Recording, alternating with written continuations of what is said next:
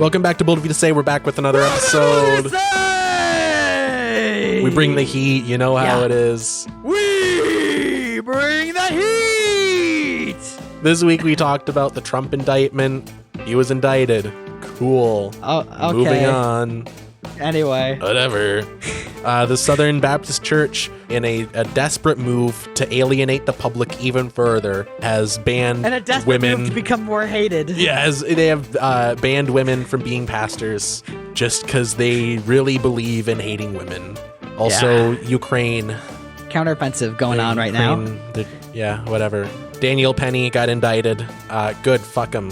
He did a very horrible thing. We watched... Not great. He's not good guy.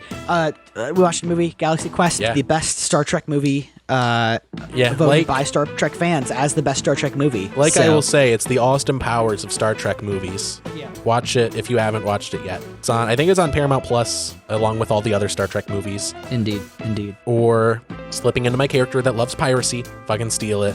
Slipping out of that character, piracy is very wrong, and you should be put to death if you do it. And I have the script here that shows him going in and out of characters. Yeah. No, we can pull up the Celtex file if you want. Right. Anyway, there are timestamps in the description below if you want to, skip around, if you want to skip a certain part, or if you just can't wait to get to a certain part. Use it if you want, or don't, whatever. Anyway, follow me on social media. Don't follow Gavin anywhere. Don't follow me. Don't follow me anywhere. Don't follow him home, but nowhere else. Okay, you can follow him to work, but that's it. I'm drawing the line there. I think my boss would actually appreciate that. He would? She would, yeah. I'm pretty sure she would. Oh, fuck. Yeah. I'm a misogynist. Yeah, you fucking... I'm part of the Why? problem. You don't think women can't make businesses, you fucking sexist? Well, I say he because I assume you work for Willy Wonka. What a funny name for a man to have. Hey, sup, Willy Wonka? Dude, you gotta have faith in your child's future if you name them something alliterative. Like, that person better be like a star reporter or the master chocolatier. President or a superhero. Fuck it, make him president. I want Willy Wonka. Anyway, let's jump into it.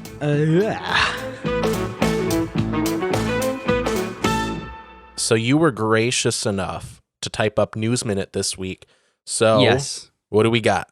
What's going on? What is happening in the world? I've been in a coma for the past week, and it's actually been a week this time. Yeah, Florida man has been indicted on counts of having classified documents. Classic Florida man.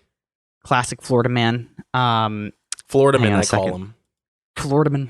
Yep. Like those Klingons. Yeah. That's what a robot would call him. Let's just get this out of the way here, because there's just no way to not talk about this. Trump has been indicted. Yeah. Does it really matter at this point in time? Yeah, I'm leaning towards no. It doesn't really matter at this point in time. The funny thing is, too, what they're indicting him on doesn't keep him from running for president or holding public office. Yeah. Well, I think, that is a good point. I think the accidental strategy that Trump has employed is, like, if it is how I am perceiving it, it seems to be a genius strategy. Because, the whole, like, getting Al Capone for tax evasion thing. Right. You know, like, oh, yeah, we know that this guy is doing countless crimes day to day, but we can get him on, like, a clerical error on his W-2 or whatever. Mm-hmm. Right. I feel like Donald Trump has so many, like, quote unquote tax evasions, so many, like, small things that you could get him for to bring down his empire that, like, it's hard to focus on just one. Well, here's the thing, though.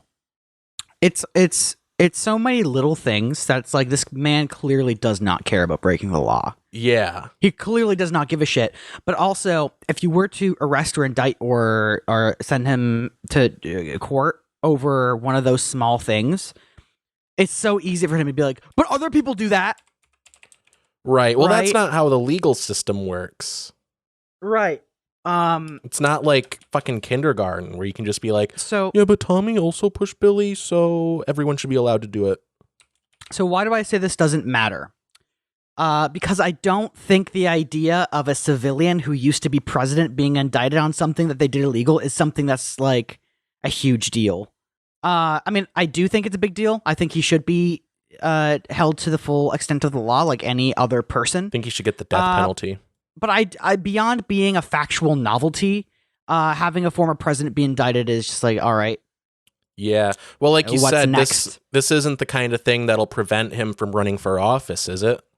I've Because like heard even if he did go to accounts. jail, if he got put away, You can still like, run for president while you're in jail. he could run from jail. Right. And then the scary thing is, what if he is in jail and then he wins and then he just fucking pardons himself? Yeah.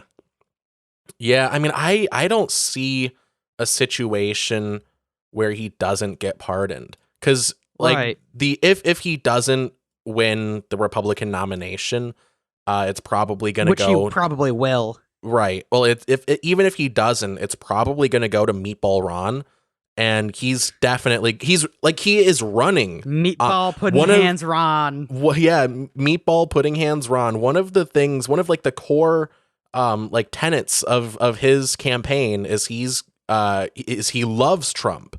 He's Trump's opponent, but he loves Trump, and he's going to pardon Trump for the crimes that he definitely did not commit.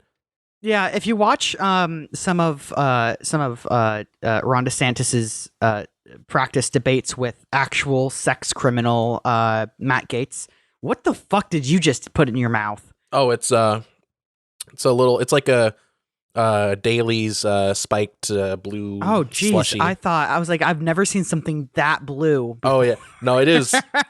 it is very blue. Yeah, it looks like a cartoon thing. WD. Anyway, yeah, if you watch those debates with Ron DeSantis and actual sex trafficker fucking Matt Gaetz, Ron DeSantis is just like, how do I support him and also critique him without pissing off his base? Yeah, that's the tough spot that he's in, because he has to be like the more rational, more, quote unquote sane version of Trump. Like Trump, but he knows what he's doing. I'm gonna fucking say it. But he also has to be like, actually, Trump is awesome, and there's no one better than him. And also, I want to lick his boots and eat his ass. I'm gonna say it. Say it. Ron DeSantis is a cuck. He's gonna say it. He's gonna say it, guys. Here it comes. He's a cuck, dude. Like literally, if fucking Trump gets the nomination, right? He's just going to be like, oh, I think it's a great decision. Yeah, even though I completely hate everything about Trump. Yeah, it is a great decision. Love Trump. Love Trump. Yeah, he kind of Ted Cruz'd himself. Because if you remember back to the last, I think it was the 2016 election, like before like Trump was taken seriously, Ted Cruz was like, hey, fuck this guy, whatever. And Trump was like, yeah, well, your wife's ugly. He like called her like I want to say he called her horse-faced, or that might be someone else, but he called Ted Cruz's wife ugly, and he was like, I will not stand for this, sir. And then cut to the general election, he's phone banking for Donald Trump. And actually, that response that we've just heard of Alex, that wasn't an impression. That was that was a recording. That was actually that was a news report. That was actually Ted Cruz. Yeah. I real time edited that in. So another thing that's kind of also stupid and also doesn't matter.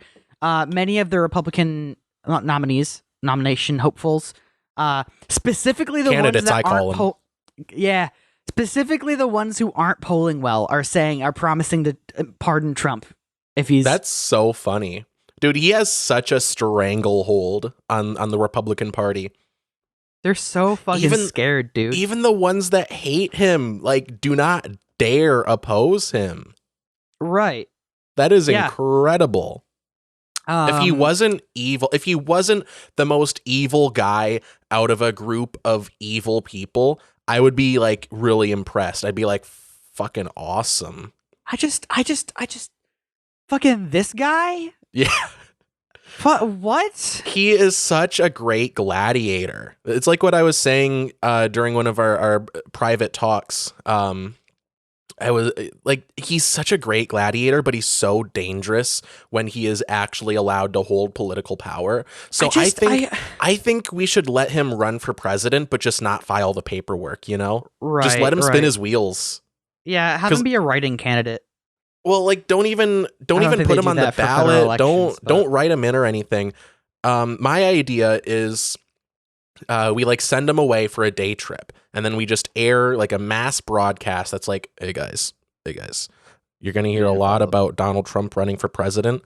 Don't worry, it's not true. We just kind of told him that he's running, but just play along. Oh, and everyone will be happier for it. Also, when he was indicted and brought to court for the arraignment, he also raised $2 million fucking dollars. Yeah, dude, he has been fleecing his people. What the fuck? There's something to admire about just the stranglehold that he has on such a large percentage of the population. I hate to say it, Alex, but in this case, literally, I feel like I'm taking crazy pills. Yeah. I feel like I'm taking crazy pills. Anyway. I gotta push the button. First, I gotta find hold on. There it is. I have too many of these. I feel like I'm taking crazy pills! Yeah. That's how Gavin feels. The feeling. No, it's actually a recording of Gavin. There was also a guy who got arrested when Trump was on his way to the arraignment for his crimes that he definitely committed. And this dude was trying to be like, lock him up and everything. And he ran up to the limousine. Hey, liberals, yeah, keep your fucking wits about you and don't just run up to the fucking motorcade of a former president. That's a really great way to not only make everyone who thinks that Trump should be arrested look silly, but it's also a great way to get fucking killed. So wait, what did this person do? They ran up to the this car. Dude, did an interview first with some news people. And he was talking about how Trump's a grifter and he's a con artist and yeah, we know this. Like all these true things, and saying that he should be locked up because he should be locked up. And then when the motorcade was going by, he tried to run in front of the motorcade with his sign. Oh. And the Secret Service had to push him aside, and then he got arrested. Wait, so what's the goal there? What's this guy trying to do? I don't know, but what pisses me off, be upset about this. What pisses me off is that now that's what people, I shouldn't say people, that's what people who, a lot of propagandists, the opposition will now view anyone who believes that Trump should be locked up and put in prison for his crimes. To them, we now look like him. Yeah, you're only as sane as your craziest member. So what I'm going to say here, Democrats and liberals, and people even who are not Democrats or liberals, and just want law and order. Leftists, I call them. Keep your fucking wits about you, please.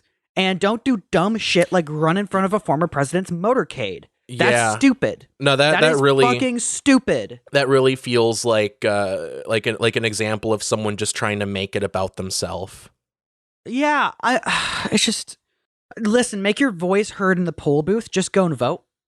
Yeah, well, vote or protest that. I wouldn't even go ahead, protest. Yeah, I wouldn't even call what that guy did a protest. It's just being obnoxious, right? Because it's what are you protesting? He's being arraigned.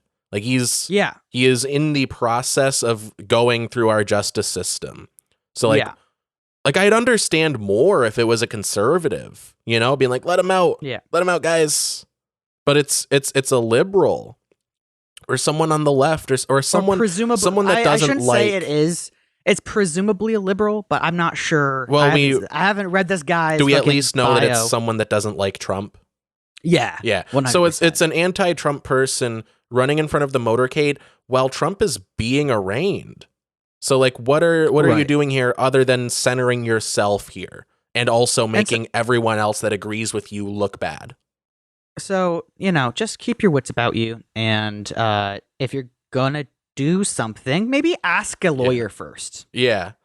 But vote and protest, but don't protest in I don't want to be the guy that's don't protest that way, but I wouldn't even call this a protest. Protest in an actual fucking normal person way.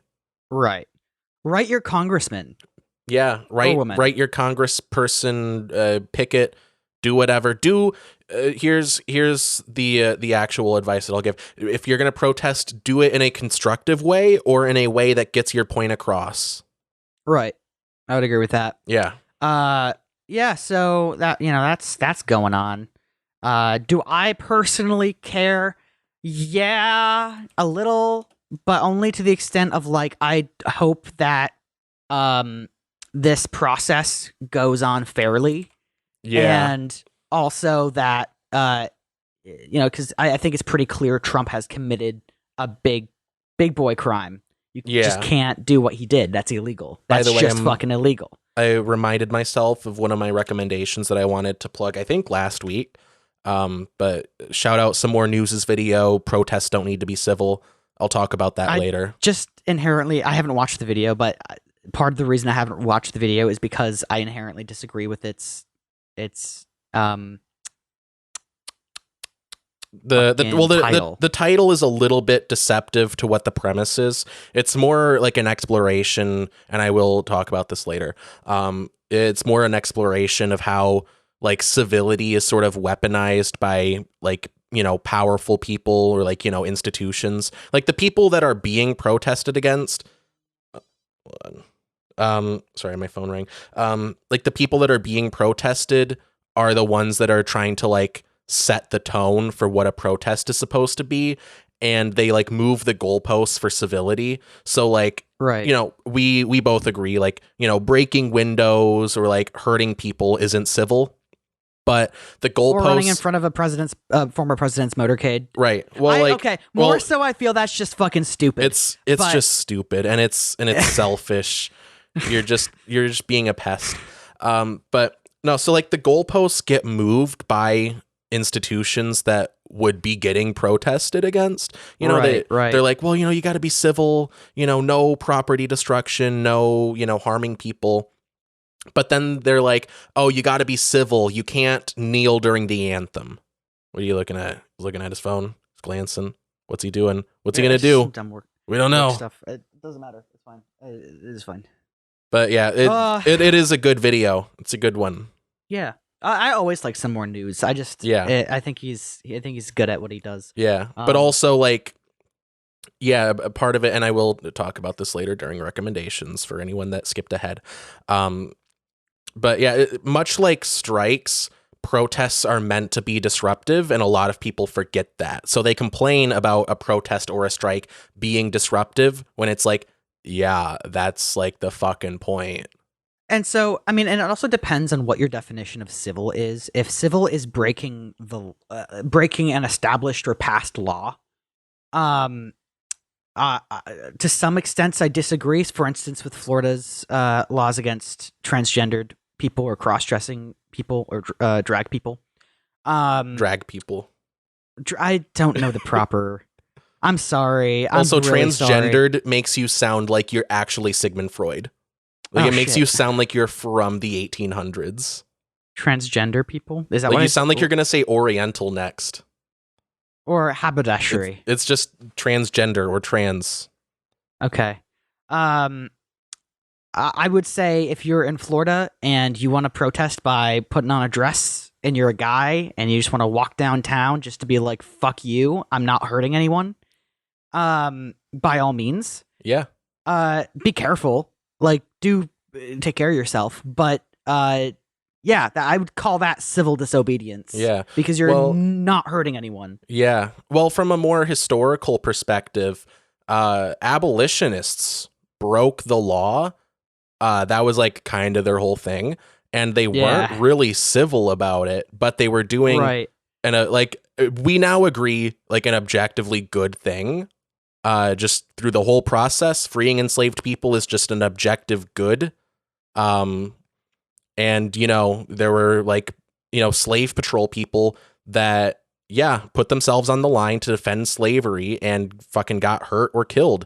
But do we weep for them at the expense of, saying like, oh, we should really be more civil and, maybe we shouldn't free enslaved people. Maybe we should just, try to, buy their freedom or try to negotiate. Like, no, we recognize that abolitionists did a good thing, and any bloodshed that that happened along the way was justified.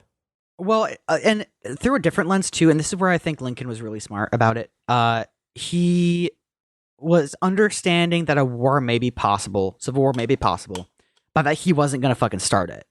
Yeah. And so when the Confederates came to Fort Sumter and they said, "This is our fort," the Union said, "No, it's not. It's our fort because we trained you there." Yeah. We trained you there, and it's our fort. So no. And then the South attacked Fort Sumter, and then there was a civil war. So if you're talking about but states' rights, yeah, they at the time technically could have. Oh yeah, slavery wasn't overturned at the time. So yeah, they still had slaves. They were technically separated, and they decided to attack and try to take Fort Sumter. I think they actually did take it, and then they got it taken back.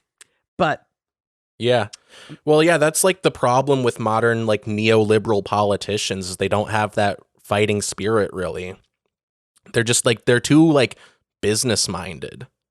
Where like the modern like neoliberal like Democrat response would be like, oh, we should share the fort, we should reach across the aisle. Whereas Lincoln was like, no, fuck you.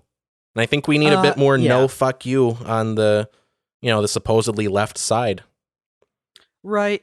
I would have to have a specific that's all example to say, of that, but that's all to say. Sure. Go watch some more News's video that I will again talk about later. Yeah. But anyway, also, the Trump indictment. Cool. Trump indictment. I hope he's held to the full extent of the law. If he's not done anything wrong, fucking kill him. I hope No. Give him the death penalty just cause. No. If he is innocent, I feel like if we tried to lethally inject him, he would just metabolize it.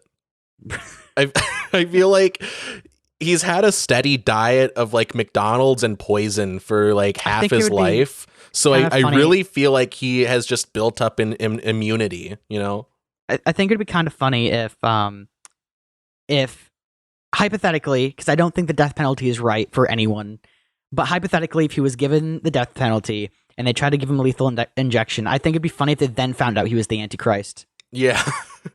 No, like I'm now imagining. No power here. I'm now imagining. Have you played Twilight Princess? Anything that says Twilight in it, I'm like, nah. Oh, you're just that scarred? Yeah. Well, in The Legend of Zelda Twilight Princess, like the Ganondorf in that game, I believe is the same Ganondorf from Ocarina of Time. So like there's like a prologue at the beginning where it's like, hey, Ganondorf, you tried to overthrow the fucking king or whatever. So since we now know that you're the demon king trying to like do a coup or whatever, you're fucking dead. We're gonna kill you. And it doesn't work, so they have to banish him to the shadow realm. That's how I'm imagining the Trump execution going. Imagine if like you're at the federal fucking courthouse and they're given the sentence and they're like, it is the ruling of this court that we banish you to the shadow realm for an indeterminate amount of time. See, that's the problem with globalization. Hear me out.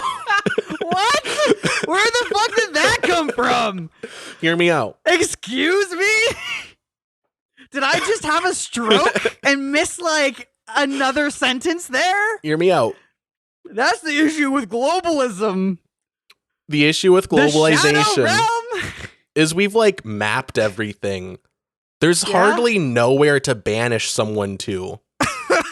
Like if you send someone like Antarctica. You can't fucking deport Donald Trump to like the woods outside of our borders because like we fucking know the people that live there. There are no woods outside of our borders. Send him to Antarctica. Yeah, it's not the same. It's not. We have researchers there. We have nowhere to banish people to. Yeah, we have like 5 researchers. There are like 5 people there. There are maybe like 3 places in the world that you could banish someone to. They don't have a McDonald's in Antarctica, motherfucker. Like, the whole idea of banishing is it's like, yeah, we're not going to kill you, but like you can't stay here. And with Antarctica, it's called exile. Yeah, no, if you send someone to Antarctica, they're just gonna fucking die. Globalism. Especially Donald Trump. He's not meant to survive. You know, it'd be funny if we built it like a fucking wooden ship again, like we were in like the fucking 1812 or whatever, and we put him on that ship and send him to a fucking Australia. Yeah. That's the problem with globalization. We have already colonized Australia. It's not like, you know, an unexplored territory that we can just send someone to and be like, wonder what's going to happen to him. Fuck it, send him to the moon. No, he's just going to be a homeless guy in Australia. He said he has $2 million now. No, but like we seize his assets. $2 more million. There's no way that we're banishing him without seizing his assets. Oh, you mean just like taking everything and Yeah. Fucking take everything. Get the fuck out of here. Take his clothes. Give him his tidy whities. Send him. See, and a pack of cigarettes. That's the problem with globalization. We've already we already have military bases on like every island. There's not an island that you can like send someone to with a single musket and be like, send him to the trash island. Send him to the garbage island. Yeah. Fucking send him there. Yeah. Make him the trash man. He can live off of garbage for the rest of his life. He's already doing that. Train some fucking dolphins to be his Secret Service. Yeah. Just cast away him. Oh my gosh. Anyway, Trump got indicted. He did. It's the point of that segment. Also, the Southern Baptist Church has held a ruling that women cannot be pastors, even though they have been pastors in that congregation for decades. Yeah, I just feel like they're shooting themselves in the foot with that one. Because it's like, how do you expect to keep your church going when you don't adapt to the times? And I don't just mean that in like a philosophical way, like they should do it, but it's in their own best interest to not be like weird little freaks like that. And you see, I mean, this is the issue with globalization. Exactly. No, explain. I explained my thing. I explained my problem with globalization. Now you got to do yours. I just would prefer if the world didn't know this. Like, not just the United States. Like, I think the United States should know this. I just feel embarrassed as an American that other countries are like, this is knowledge they can have. Yeah, they know that we just have people that are like, yeah, I love God, but women can't talk about him because reasons. But how do they expect people to like think that they're normal? Right. Like the Southern Baptist Church. Like, I know that they're not the Westboro Baptist Church. No. But they still got that like flavor to their name, you know? Right. So you got to do everything you can to like improve your PR. You know what I mean? I know what you mean. I think they just hate women, Alex. They do. No, you got to respect how ideologically entrenched in bigotry they are, that they refuse to like let up on it for the sake of like attracting new people, or at least making their public perception not as, you know, insane. I'm sure it says on paper that like women aren't good or whatever, but no, that is in the Bible. That is actually like a passage in the Bible. Like, yeah, women can't be in the church or whatever. But it's really because they just hate women. Yeah. Also, that could just be a mistranslation. Like all the anti-gay shit in the Bible, just mistranslations, it turns out. Well, and I love, I saw a clip and it was Dennis Prager and I fucking hate him. The adult incest guy? Yeah, Anyway, he was talking about how I should be allowed to rape my wife guy. Right. Well, he was talking about the I shall not kill thing in the Bible. And he was talking about how it's a mistranslation and that it doesn't mean like it's okay to kill in self-defense, not okay to kill out of like, I don't know, whatever. Out of wedlock. It's something I don't fucking know. Or by that definition, technically war would be illegal. So, or technically war would be a sin. Yeah. How do they square that with the Crusades? Right. I love how I really love how he's willing to say that's a mistranslation, but he's not willing to say, oh yeah, all this anti-gay shit is also a mistranslation. Yeah. Yeah, they get really fucking liberal with the shit that they like that makes them look bad, but the stuff that they like, no, that's the immutable word of God. God himself wrote that down on a bit of parchment in English. And Yeah. Yeah. Funny enough, that's like the core tenet of Mormonism, and I love that. I love them for that. Really? Oh, Jesus Christ, no pun intended. Yeah. Yeah. Okay. That's kind of long and short of that one. Ukraine is in the midst of their, I think it's their largest counteroffensive. There's limited information because it's kind of a new counteroffensive, and they don't want the Russians to like just know what they're gonna do. Yeah. Not gonna lie, I completely stopped following the Ukraine war. That's fair. I took it out of my pull list like a month in. Yeah. So, Ukraine it claims that it has taken back like several towns from Russian occupation. They've liberated like several towns. The unfortunate news, at least for the Ukrainians, is that Russia seems to have learned some tactical lessons from this war and are actually holding up a bigger fight than the Ukrainians expected. This might also, and I'm not sure this has to do with tactics as much as it has to do with Russia being Russia, but they probably booby-trapped all of the land that they retreated from. Nice. In hopes, right, because it's Russia, they do that because they're cowards and don't want to fight their own fucking war. Yeah, and so probably some holdups there. But this counteroffensive is particularly important because it may be the one that turns the tide in Ukraine's favor. Yeah. So how do you see this ending? Because from like the analysis that I've heard, it just seems like our two options are keep this going forever and maybe escalate to World War III, or eventually we got to do some kind of peace deal, and it's better to do it now rather than later. I think if World War III was going to happen over this conflict, it would have already happened. Sure. But with that said, I'm not ruling out that World War III won't happen. Right. Well, it's World War III, or this is just a forever war. I mean, maybe it's going to be like Ireland for like from like forever. Yeah. So I see this ending a couple of ways. So one, you could have Ukraine actually take back all of its land, push Russia back to its border, and then just be like, hey, Russia, stop fighting, because it will be difficult for Ukraine to fully join NATO if Russia hasn't admitted that they've lost. Yeah. Well, right? Does NATO want Ukraine? Not necessarily. Even President Biden was like, I don't want Ukraine to join NATO. I don't. Yeah, it seems like a huge escalation. But one thing that Ukraine has that no NATO member does have is that they're the only European country that's been invaded by Russia since the founding of NATO. So, yeah. So, that could happen. I think if that is to happen, it will be either when Vladimir Putin is dead or when he's deposed. So do you think Russia wanting Ukraine, because I don't see them backing down, do you think that's more of a Russia thing or more of a Putin thing specifically? Yes. All of the above. Yeah. So Russia has had this mentality of war of like throw as many bodies as you can at the problem until it's solved.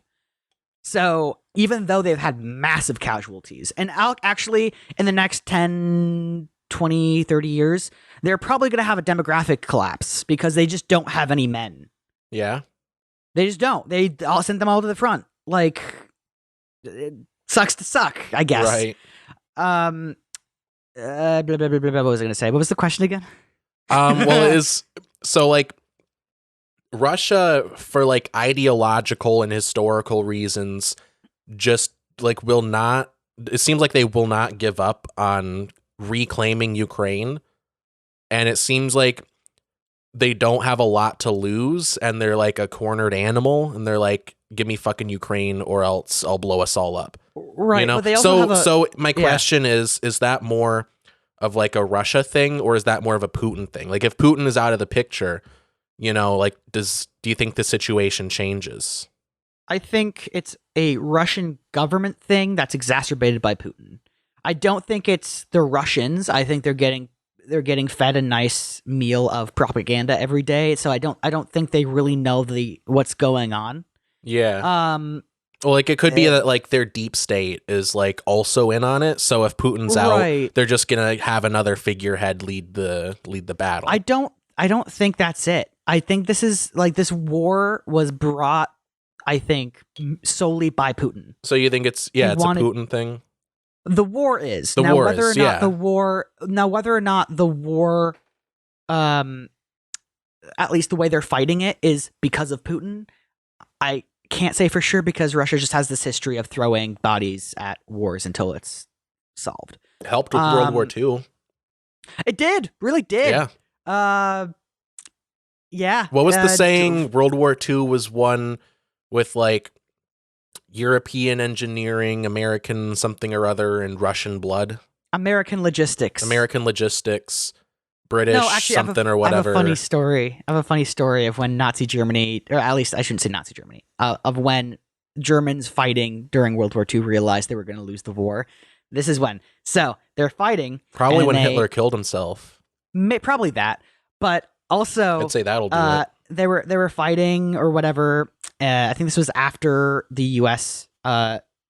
Started invading or started liberating France, and the Germans were having trouble getting basic materials to the front, and they find this American truck that's driving across like the battleground, and they capture it, and they go, "What are you transporting?" Oh, wasn't it like and an ice cream thing? It is ice cream. I thought that was I heard that story, and I think it was a boat, wasn't it? Was it a boat? I think it was a boat. Yeah. I think it is a situation of telephone, but well, the important thing is it's fucking American, some kind of transport craft, just carrying ice cream. And they were like, shit. The troops were they hungry. They were like, shit, I can't get bullets, and they got ice cream. Yeah.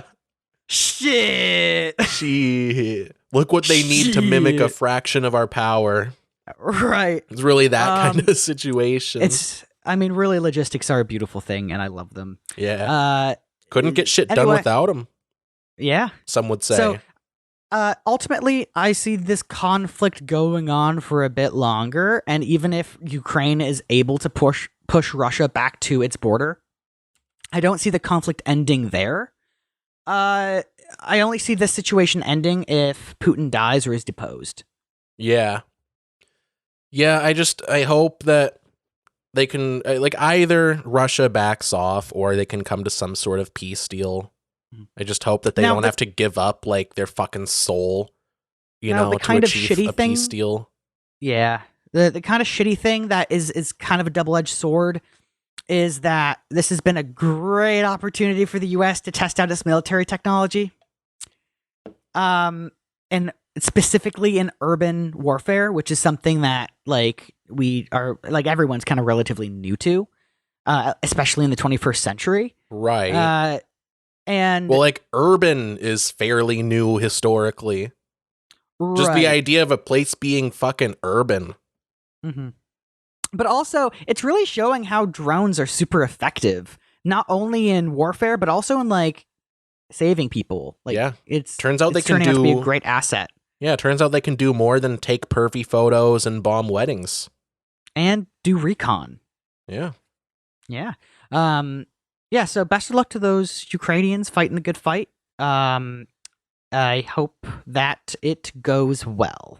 Except for the Nazis. Fuck the Nazis. No, fuck the Nazis, but also it's kind of silly too because there is kind of a Nazi segment of Ukraine that exists. No, there's the Azov Battalion. Yeah, they're anti-Semitic. They're like a chunk of the Ukrainian military. But the thing that's really kind of yes but no is the fact that they fight really effectively against the Russians. Yeah. And I'm like, yeah, but okay. Yeah, it's kind of frightening how much prominence they're getting now, because I really feel like post-war there's a huge opening for them to be like, yeah, aren't we kind of cool, guys? You should come to our meetings. You should Yeah. come check out our also, literature. There's a segment of even Russians who are sent to the front who are now like fighting against Russia, and they're helping the Ukrainians by doing insurgency operations in Russia. Good on them. Which is funny because Russia put their entire military in Ukraine, so they can't really handle much else. That's great. That's great. Wouldn't it be funny if, like, and not funny, but like kind of funny, if since Russia's entire military is like in Ukraine, if some dude on just like a moped just goes to the Kremlin and is like, "This is mine now. Yeah, this belongs to me." Show up with a paintball gun and you're like the strongest military power in like a 500-mile radius. A paintball gun and what is that really caffeinated energy drink? Oh, like a Monster. Like, no, the other one that's like has ridiculous amount of Bang? of caffeine. Bang, yeah. Show up with a 4 Loco and a paintball gun, and you are the strongest military in Russia. Specifically in Moscow. In Moscow, yeah. Anyway, so you the next segment in the show notes you wrote Daniel Penny is. Yeah, Daniel Penny is a Marine who I didn't recognize the name, but I googled him real quick. He's the guy that did the chokehold death, or the chokehold, like killing the guy on the subway. Fuck him. I'm not sure if it was like he intended to kill him, but either way, don't put people in fucking chokeholds if you don't know what the fuck you're doing. Well, I think if he did not intend to kill him, then it's a case of very intense negligence. Yeah. No, he had the guy in a chokehold for like a number of minutes. Fucking hell, dude. This guy was just like, yeah. So there was a homeless black guy on the subway. It was in New York, right? I think so. Yeah. Yeah. Yeah. He was like at the end of his rope. Like he was starving. He like had nowhere to sleep. Like just very rough situation, and he was just being kind of loud about it, about how like no one's helping him and stuff. It's the kind of thing where you like, if you feel bad for the guy, maybe you help him out if you can. If you can't, you just gotta kind of, wait. Choke him out. No, yeah, no, that was this guy's response. That was this guy's response. He put him in a chokehold, thinking he was like a hero for restraining this guy and ultimately killing him. Yeah. God damn, yeah, fuck dude. him. Yeah, it turns out he got indicted in a grand jury by the Department of Justice. Fuck him. You can't do that. Yeah. No, he's basically a Derek Chauvin copycat. Kind of, yeah. Yeah, no, if you see a black person in public behaving in a way that you don't like, just fucking cry about it. Or just like a homeless person, in that, for that matter. Yeah. If you see a homeless person that's not like quiet enough for you, just fucking cry about it and move on. Right. I'm sure there are bigger things the person who is homeless is worried about that are bigger than you worrying about them. Yeah. No, that person is like a 2-minute interruption, barely like an annoyance to your daily routine. So fucking don't kill him. Right. And he wasn't even being violent or anything. He was just loud. Like this guy did nothing to justify killing him. I don't like it. Short of like stabbing someone, there's not much that you can do in public that warrants your fucking public execution. Trying to think of something that could warrant a public execution. You're put on your thinking face. I like the people who are in the Catholic Church who are actively operating a fucking pedophile ring. Right. Yeah, no, yeah, if you see a Catholic in public, just fucking yeah. Don't do that. Don't do that. Don't hate people. But good God. I mean, see those people giving out books for their weird religion. But anyway, yeah, fuck him. Fuck Daniel Penny. Anyway, we watched a movie this week. We did. We watched Galaxy Quest. Yeah. So is this one that you had seen before, or No. it just caught your eye? So here's what happened. I'm a listener of Newbie Star Trek, and I just really like them. And they were talking about how during a vote of the best Star Trek movies, the one that won was Galaxy Quest. Yeah. Even though it's not a Star Trek movie. It basically is. It's got all the beats. Here's the kicker. They couldn't just take it out because it got so many votes. It got like 40% of the votes. Yeah, and there's no electoral college to be like, actually, it's the undiscovered country. No, that's just the Academy. Oh, yeah. Yeah, but this wasn't the Oscars, so if it were the Oscars, or actually I should say, fucking that Spider-Man movie with Tobey Maguire and Tom Holland and the other guy. Yeah. Fucking that dude with the nice hair. Andrew Garfield. Andrew Garfield, thank you. That should have gotten an Oscar. It had amazing sales, and people raved about it. It was great. I watched it with you. Yeah, it was good. It's not pretentious enough. No, I guess not. Does it say anything about society, actually? Yeah. Fucking anyway, whatever. What was I talking about? Yeah. Galaxy Quest. Galaxy Quest. Yeah, this is what I hate about globalism. Yeah. So I will start this off by saying only Tim Allen could be a character who is playing a character in a fake sci-fi show akin to Star Trek. Right. Then actually be abducted by aliens and then think that he can handle the situation. Yeah.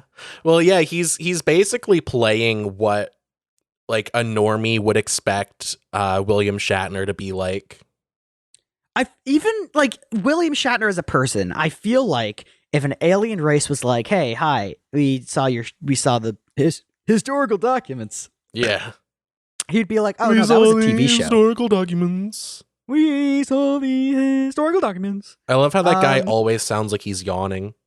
It's really funny. I don't know where they came up with that. It was really funny. Yeah. I feel like William Shatner would be like, no, that was a TV show. Trust me, I'm annoyed enough by people thinking that it's real. I like to think he would be like, yeah, fuck it. Yeah, I'm Captain Kirk. I'm Captain James Tiberius Kirk. I feel like bring me up there. Yep. He'd be like, fuck you, I'm 90. Yeah. Well, what are you talking about? Well, like, William Shatner, like, actually did go to space. Like, it wasn't in this context. He just kind of circled the parking lot a little bit. And then he came back and he got really fucking philosophical. Well, no, he said, I went to space and all I saw was, I think, like, inky death is what he said. Yeah. And I feel bad for, I don't feel bad for Jeff Bezos, but I think it's kind of funny that Jeff Bezos was like, yeah, Captain Kirk, let's go to space. And then Captain Kirk was like, I fucking hate it up there. He got what he deserved. Fuck Jeff Bezos. Yeah, fuck him. I wish he went with a more upsetting person. What do you mean? Well, you know, as upsetting as it would be to be like, yeah, I got Captain Kirk with me. You know, meanwhile, he's staring out the window thinking about life. You know, I wish it was more of a wet blanket. You know, I also find it funny, too, that this is all happening. Meanwhile, and I'm not an Elon fan, but I do think it's funny that Jeff Bezos is like, yeah, we sent Captain Kirk to space. And Elon is just like, I've been sending things to low Earth orbit for the better part of a decade now. Yeah, but he's just been sending like cars and shit as like a publicity stunt. No, he's been sending like cargo to the ISS. Oh, cool. Good on him. What I mean by him is SpaceX, not him. No, he SpaceX. personally put on his Iron Man armor and he carried the cargo up to the ISS. And they were like, "Thank you, Elon. Can I suck you off now?" Also, not like he did that for free either. He did get a contract from NASA. He profited from that. So, yeah, hate to say it, but fucking space capitalism. Fuck it. Fuck it. But anyway, Tim Allen. Yeah, he's really playing like the normie expectation. Yeah, he's playing the normie expectation for what like the guy that played Captain Kirk would be like. Right. And I even love then, that. it's not convincing. Yeah. I love that his first reaction. So like when he goes up onto the spaceship, by the way, spoilers, he gets brought up. He thinks he's going to like a gig. So from his perspective, he's just ruining a gig that he's being paid for when he's like, Right. yeah, just fucking shoot him. Shoot him with the laser cannons. Shoot him with the blue ones and the red ones and fucking blow him up. Blow him up. Not even going along with the scene at all. He thinks it's a bit. He thinks that he's doing a performance and he's like, nah, I won't do the uniform. I won't, play along. Just fucking show up in my dusty ass leather jacket, hungover. Be like, yeah, fucking shoot him. I don't care. Well, I don't fucking care. Just do I it. hate you. Yeah.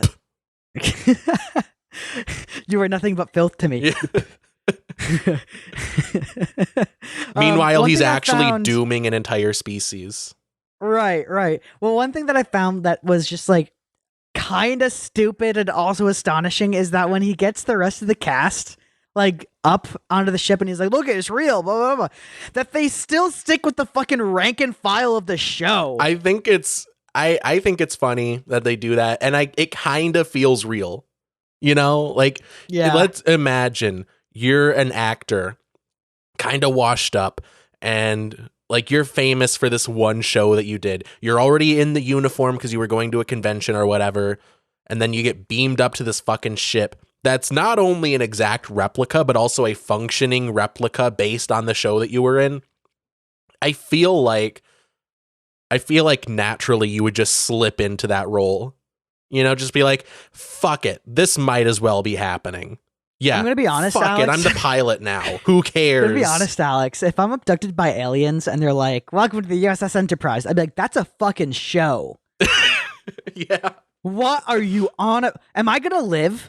Does this have flowing oxygen in it? Because they didn't show that. They didn't mention that there's oxygen in the room. Yeah. They never mentioned that.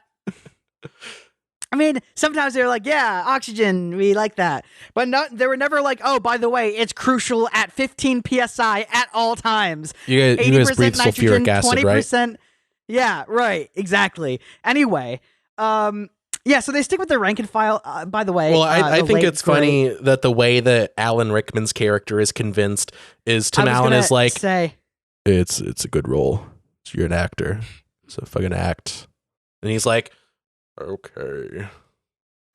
By the way, fucking Alan Rickman.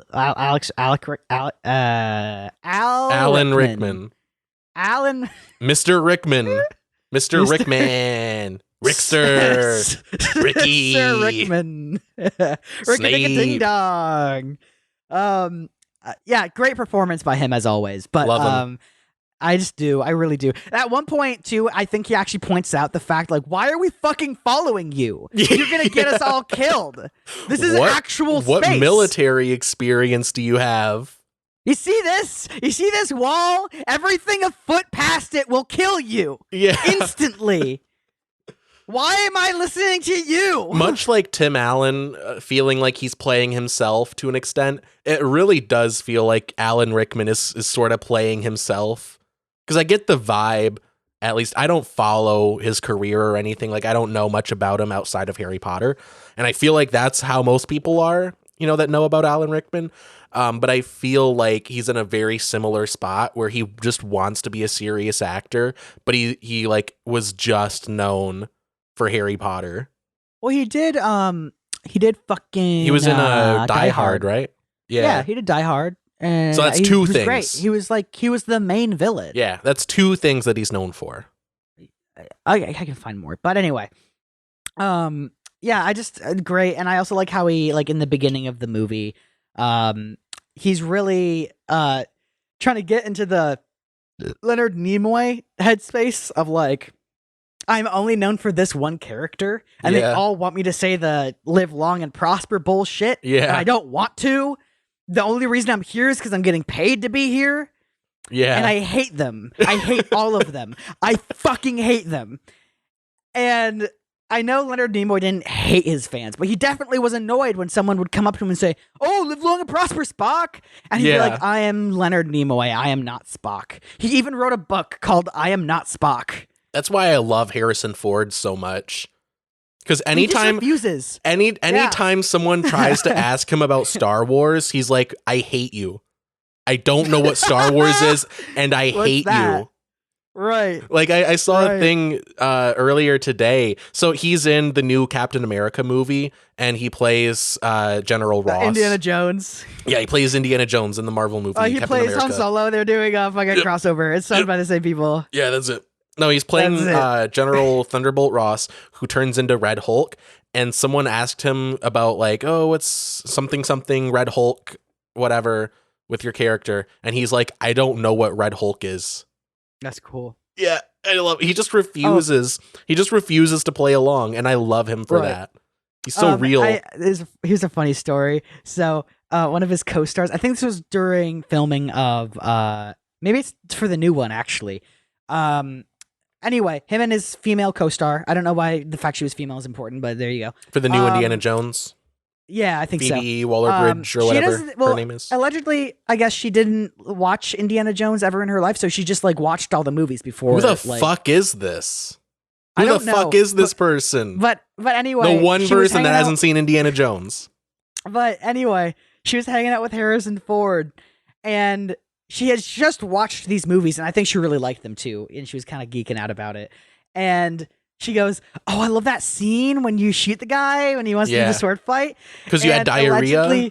Because you were going to shit yourself? Remember that, Harrison Ford? Remember when you were going to shit yourself? Remember when you were in Tunisia and it was 120 degrees out and you had the flu? And you had fucking flu. Remember that horrible experience? Remember that awful experience? And they had the whole scene for the thing, and then you shot him instead. And he's like, "Yeah, I remember." No, he just stared at her and just had nothing. He just stared at her and said blankly, but like with a little contempt in his eyes, he just blankly stared at her and said nothing. He's so real for that. I love it. I love it so much. I don't know why, but getting shit on by Harrison Ford would be an honor. Yeah. I don't know why. Have you seen Bruno? Have you seen the movie Bruno? No, I haven't. You know Borat? You know Sacha Baron Cohen? Yeah. So it's one of his movies, and he plays basically like Austrian Borat. Like it's just similar kind of character, but his whole thing is he wants to be like a reality show star. So he tries like starting like a celebrity interview show. I think I remember this. Yeah, I've seen clips. And he's like, "Coming up next, an interview with Harrison Ford," and it's just him like intercepting him outside of a restaurant, and he's like, Harrison Ford," and he's like, "Fuck off." I like that.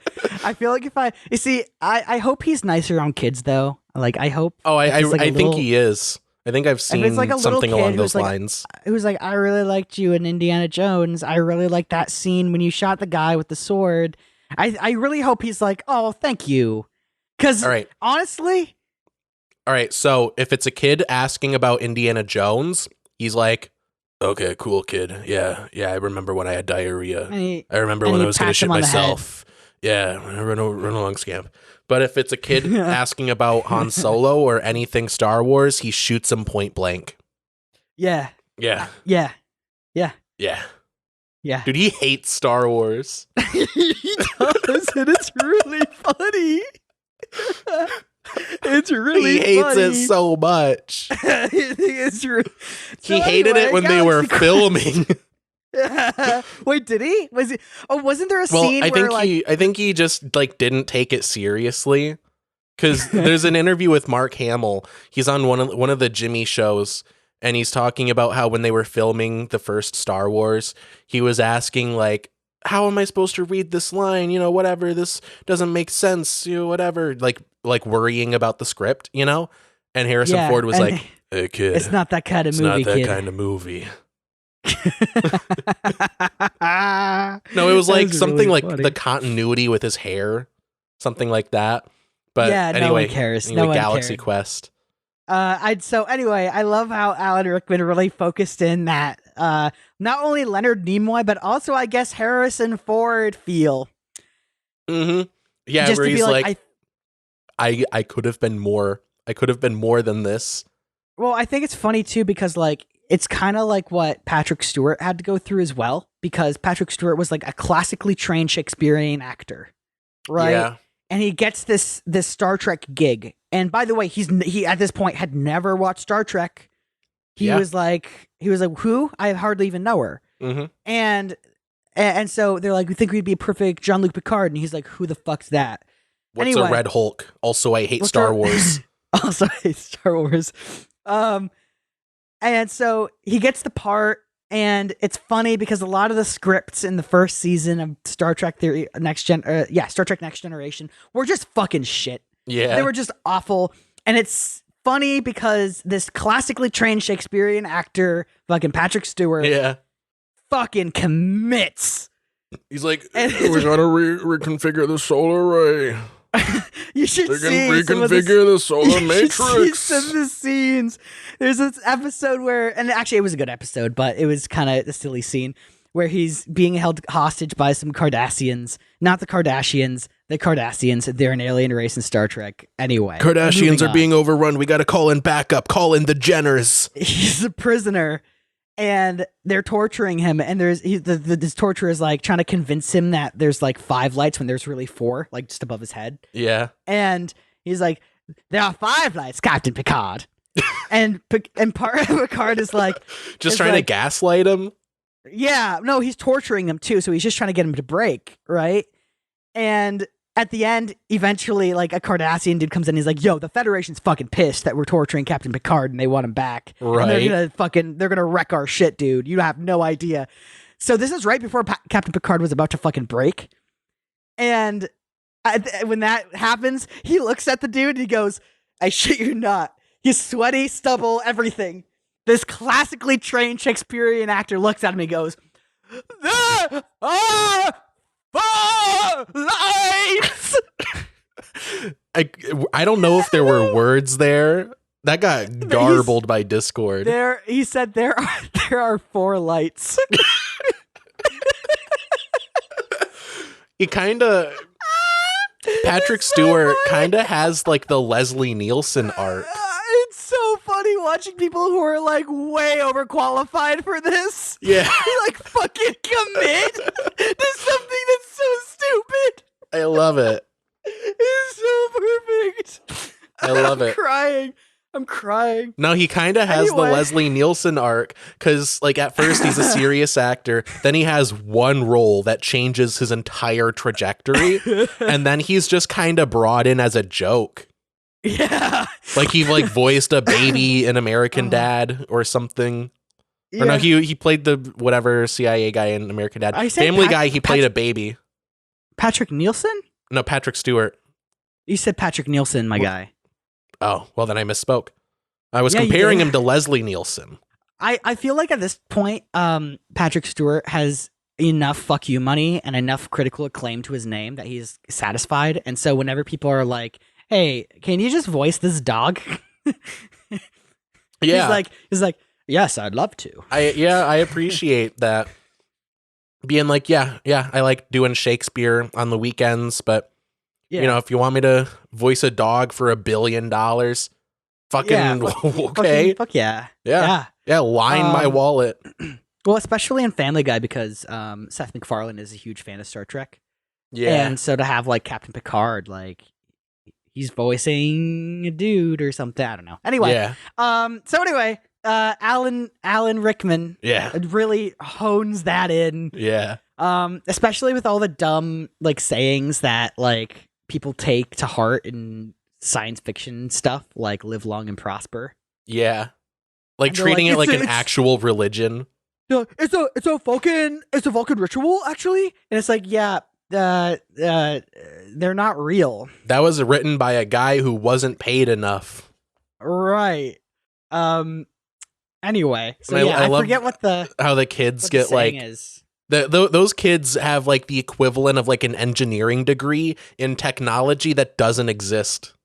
I love them for that. And you know what's kind of funny? What? People who are intense Trekkies actually do that. Yeah, it's so funny. They actually do that. And I just Bunch of also fucking I love nerds. not only does the cast so this is kind of hard to explain because it's kind of like a fucking god, that one movie that fucking Robert Downey Jr. did in blackface. Iron Man? Tropic Thunder. Yeah. Tropic Thunder. It's like a Tropic Thunder sort of thing, because when I talk about the cast, I'm not talking about the cast of this movie. I'm talking about the cast of the show that's in the movie. I made that same connection the other night. I was like, oh yeah, this really is like a Tropic Thunder situation. Right. So anyway, when dude playing another dude pretending to be a dude. When this fictitious cast gets on board the ship, I love and also hate and also think it's funny how they keep the same rank and file of like, now you're in charge. Who's going to call the shots? And they're like, yeah, the person who plays the captain, who has been shown to be a narcissistic asshole. I do feel like it just so happens in this instance that Tim Allen's character is the guy that you want in charge. Because, like, this is completely uncharted territory for everyone involved. So you might as well get the guy that's best at bullshitting in charge. Otherwise, you have someone that's like, I don't know what to fucking do here. You need someone that can just make up some shit and be like, yeah, fucking why not? Well, also, okay, also that reminds me, what was Tony Shalhoub's character on? I don't know. Also, why did he look so white in the flashback? I have no. It looked like he was wearing white paint on his face. Also, they mentioned this in newbie Star Trek, and I feel kind of bad because they've also. I know we're on the same like level as newbie Star Trek, you know. Yeah. Sister show, I like to think of them as. Right. They also did a review of this movie, and they mentioned that Shalhoub, for some reason, is always wincing his eyes. Yeah, well, like he does like a sort of blue steel look. I don't get it. I think it's funny. I mean, it makes sense. He's probably like a rising star or whatever, trying to like get his face out there. So he does his little like look on his face, you know. Oh, I want to say, but in the when they're on the ship, he's like, "Hey guys, we got to we're under attack by the bad guy." You know what I think it as is? he is actively being blown up. You know what I think it is? You know, I think what was happening there. What is it? I think he feels like a gummy was kicking in at that moment. That's what it felt like. That's what I'm gonna say. I think that he had just gotten back from his drug dealer before he got beamed up, and he probably had somehow snuck a fucking bong in his ass. Yeah, to get on set, and then he gets on the ship, and he's like, well, I'm in space now. Yeah, But I want to mention what Alan Rickman's fictitious saying, or whatever the character of the character. Who cares? Dude playing a dude pretending to be another dude. Yeah. By Gabthar's hammer, by the sons of Warvan, you shall be avenged. And that's the saying that his character is just like, that Alan Rickman's character is just like, I fucking hate this. Yeah. Well, no, and I think it's. They try to do like Star Trek phrases, but they can't do the ones from Star Trek, so they just have to make up their own shittier versions. Well, that's why Tim Allen's guy is like, never give up and never surrender. Just the most basic ass generic phrase you could give. Right. I don't even know what Captain Kirk's saying. I don't think he had a saying. He said, "Hey, come over here, baby. Hey, come here, space alien. No. Hey, you want to see if our species are breedable? You want to see if we are genetically compatible?" I know that. He also said, "Fuck you, Dr. McCoy, and fuck you, Spock." Well, I know that DeForest Kelley, who played Dr. McCoy, I know that he has a very famous saying that is, "Damn it, man, I'm a doctor, not a blank." Yeah. Fill in whatever you want there. Also a list of Vulcan slurs. That's his other catchphrase. Also, he's just racist. He's totally speciesist. Yeah. Are you shitting me here? He literally got done with a checkup with Spock and said, "For a green-blooded hobgoblin, you're pretty healthy." Yeah. Yeah, his other catchphrase is "Fuck you, Spock. I hate you, and you're subhuman." Fuck you, Spock. I hate you. You're subhuman, but I'd fuck your mom. Yeah. Yeah. What the fuck? Anyway, so yeah, it turns out in Galaxy Quest, the aliens who think that this show is a historical document thing, they just kept all the fictitious dingling things that are in the ship, and Yeah. for some reason it fucking works. Yeah. Because fucking why not? That's what I love Fucking about what? that's what I love about like the world that this movie inhabits. It's one of those worlds where like sci-fi just happens to be correct. Well, Like they just also- happened to guess how like the laws of physics in space operate. No, They just here's the thing, happened to though. guess that there was an Omega 13 device, whatever that is. Omega. You know where they got that from? Where did they get that? Star Trek? The Omega. Yeah, the Omega particle. Yeah. The Omega particle from Star Trek. Whatever the fuck that is. Was it Omega? I think it was Omega. Who cares? Anyway, Yeah, who cares? I love. It ain't I that love kind how, of movie. I love how a lot of the things on the ship are just seemingly designed to kill humans. Yeah. I don't know. Either they figured out how to make. Here's the thing. Either they live in a universe where you can get from one star to another, or they live in a universe where you can get from one star to another, and labor laws are just really fucking loose. Yeah. Like, are you shitting me? Like, you just have a whole hallway covered in things that go like this. Well, like they don't have labor laws. They seem to have, at least the species that we follow, they seem to have no culture outside of this show. I Like also their whole think it's funny- culture is built around this show that aired like 20 years prior. Right. I also think it's great. Wait, do we know if the show in the movie was still going, or was it was done? It was done. Mm.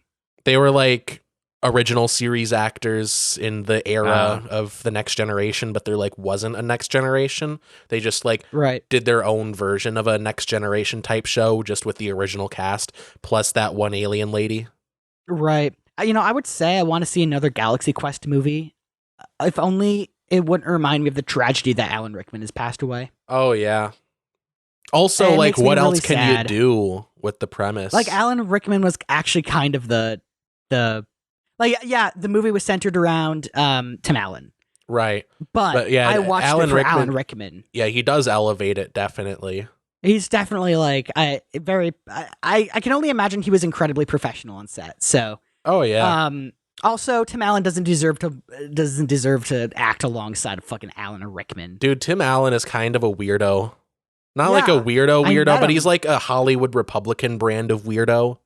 He's Yeah. like, actually, I'm actually really oppressed because I'm a Republican in Hollywood, and people actually have to listen to me and they have to like what I say, or else you're He also got discriminating against me. he says like, oh, we need law and order, blah blah blah. Yeah, you got arrested for peddling I was cocaine. just gonna say, Maybe you should just I don't fucking know, chill. reflect on that. Just relax. Yeah. But anyway, before I think the last thing that I want to bring up is Tony Shalhoub's character. He Also, is kind of a highlight of this movie. I really liked. Oh, I love him. I love Tony Shalhoub and everything that he's in. Was he in the Marvelous Miss Maisel? He's the dad. I knew him from somewhere. He looks and I was like, so that looks... different. I like Why does forgot that he did roles like this. Well, like also, fucking, in the Marvelous Miss Maisel, he looks really tall, and in this movie he looks really short. Yeah, What the fuck's up with that? I think they stretched him out. Yeah. Maybe they gave him Robert Downey Jr.'s platform soles. You know what I bet it was? I bet he was taller than Tim Allen. He didn't like that. Yeah. I bet Tim Allen was like, that guy's taller than me. We have to chop him off at the knee. Yeah. Yeah. Anyway, But so like, no, yeah, what I want to bring up with him is he does like the same. Have you seen the movie Pixels? It has a very similar ending where one of the guys just like starts dating and also fucking one of the aliens. yeah, and also, Dude, like, he's not only is he into like her human form, he's like into her for her tentacles. Dude, he's Which I'm not gonna- freaky. I'm not gonna kink shame. kind of a Actually, I freak. fucking respect it. No, Fucking yeah. sure. Dude, You he like found the one, he my sees guy. he sees the tentacles reaching around, and for a second he's like, "Oh, what is this?" But he's like, "Oh, what is this?" What is this? Oh. I feel like every other girlfriend this character had in this movie, I feel like he was just like, yeah, she was great and all. She just didn't have any tentacles. You know, I just want fucking tentacles. And then he finds the one. Imagine he's talking to her. He doesn't know like about her true form, and he's like, Right. Yeah, no, like I really like you. I just don't think it's gonna work out. I'm really looking for someone with, more tentacles." And then she's like, "You're not gonna fucking believe this." I guess what? I got good news. Yeah. How did the movie end? I just completely forgot how it ended. I think it ends Did they just with all like die? Yeah, that's it. No, it ends with them like crash landing at the convention that they were like hours late for. And then they're like, "Yeah, fucking we're doing the next generation. We're doing Galaxy Quest the next generation, but it's the same cast. Just with an extra one person." Some other things I wanted to mention too. So, it's completely fine for fucking Tim Allen's character to not be sad about the fact that like all these people died because of this TV show, because he didn't fucking know that they were doing that. Like and I'm sure if he knew that they were doing that, he'd say, "Hey, how about you do not that?" Yeah, well, he handled it very poorly when he did find out what was at stake. What? Yeah. Yeah. No, especially when it's like, well, you got other people in space, right? And they're like, no, we're literally it. You killed all of us. We are an endangered species. Yeah, because of this guy. Because we have this one ship. Because of the guy that you just fired on. That is actually quite shitty because we based it off of a TV show. Yeah. Anyway. So yeah, fuck him. Fuck him. I wish he would have died, honestly. Yeah. I wish he would have died. Horribly. I wish this character would have died horribly. Yeah. Because the one of the aliens is like nearly on his deathbed. And he's like, "Hey, so I could have told you this like 3 other times before shit got this bad. But your historical documents were actually a TV show." Well, at that Frankly, point, I'm surprised this place holds air. Yeah. But at that point, that was just the aliens not taking the hint. Because when they brought on the rest of the cast, Alan Rickman was like, "You guys have like television or theater, like actors, people that pretend like, to live in space when they really don't." Lying. Like, "Yes, we're becoming familiar with deception." You did that really well, man. Shit. Yeah, it's fun. It's a fun voice. I like also how when the ship is crashing, like no fighter jets, no military, like no one there is like, "Wow, we heard a really loud thud, and then this broke through the fucking wall." And they had roughly 2 seconds notice. Collapse. Okay, that's true. But I feel like, I don't know, I just feel like if I were at a convention for something like, I don't know, Star Trek, for instance, and that happened, they 9/11'd that convention center. Technically they Pentagoned it, but I mean, but it was on 9/11. The Pentagon thing was on. Oh yeah, that was part of 9/11. Yeah, but it would be more. That was like the side story. Yeah. No, if they Pentagoned the convention center, then they would fail 5 consecutive audits and not account for 61% of their assets. Mm-hmm. Anyway, this movie I know is supposed to be kind of a joke about Star Trek. Yeah, it's kind of like the Austin Powers of Star Trek movies. Right, and that's fair. I think a lot of the things they poke on Star Trek about is fair. Yeah. I really respected Alan Rickman's performance, kind of channeling the Leonard Nimoy and Harrison Ford of sci-fi to make this character, and I think it's great. Yeah. Shalhoub does great. I think he's funny because he just looks high the whole time. I love Tony Shalhoub. I love it, dude. I love it. He's the only character in this movie. I shouldn't say the only. He's one of the characters in this movie that takes himself the least seriously. I love him. I love him for that. And I love it. And he finds what he's looking for in love. And he fucking whatever, dude. I'm happy for him. Um, uh, yeah, I think if I was more of a Star Trek fan, like I love Star Trek, but I just haven't seen. I've seen like most of the original movies, I think, but I haven't seen the original series. I haven't seen I haven't seen any of the shows. you could probably knock out the original series in a weekend. Okay, yeah, It's only 3 seasons, and the first season, the first and second seasons. Sorry, I shouldn't say that. Maybe that is right. First and second seasons are the best. The third season kind of sucks shit. Okay. Well, yeah, I just feel like there was a lot to this movie that just didn't like hit for me because I just didn't get the reference. Which ones? Well, like, I don't know. Just generally, I get that kind of feeling. I don't know. I just think I would have liked it more if I got it. Yeah. It's kind of like I love Austin Powers, but I don't understand I have a very surface level understanding of like the references. Right. Well, but like a Bond fan, movie, yeah. But like a Bond fan can appreciate like what Austin Powers is making fun of. Similar situation here. Yeah, I liked it. I think the thing that there are just some glaring things that I'm like, well, that's just stupid. That's not even comedic. It's just stupid. Yeah. Like how they keep the same rank. I think it would have been funnier and would have been better if they actually broke the rank and file of the show. And then like, we're on an actual alien spacecraft. We need to figure this shit out. Yeah, that's fair. I think it would have been better if Tim Allen and Sigourney Weaver's characters didn't end up like being romantically involved. Because it just feels like you're rewarding like that character's gross behavior. He should have she should not be seeing that much in him.